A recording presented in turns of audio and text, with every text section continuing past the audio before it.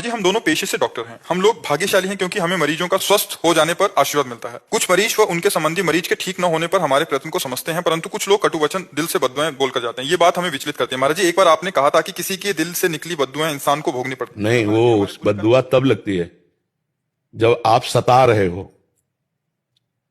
आप पैसे अधिक ऐंठ रहे हो और आपको जो ज्ञान है डॉक्टरी का उसका आप प्रयोग सही नहीं कर रहे हो और मरीज से अर्थ की बहुत मांग करके उनको सता रहे हो। वो तब लगे जब आपने अपने जो विज्ञान के द्वारा सीखा है उसका पूरा प्रयोग कर रहे हैं, उचित भेंट ले रहे हैं। अब उसका भी तो प्रारब्ध है। ये मूर्ख लोग हैं जो डॉक्टर को गाली देते हैं।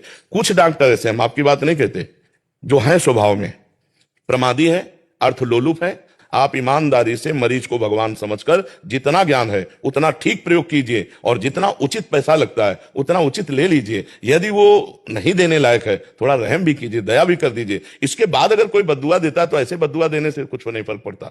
अगर आप वहां अस्पताल में है, कोई भी मरीज सीरियस है, आप अपने हर सुखों को, भोजन को भी छोड़कर तत्परता पूर्वक लगे। पैसा ही सब नहीं होता। भगवान ने आपको ज्ञान दिया है तो दूसरों का दुख निवृत्त करने के लिए। एक दो मरीजों के पैसे नहीं लोगे तो तुम भूखों थोड़ी मर जाओगे, उसका आशीर्वाद आएगा।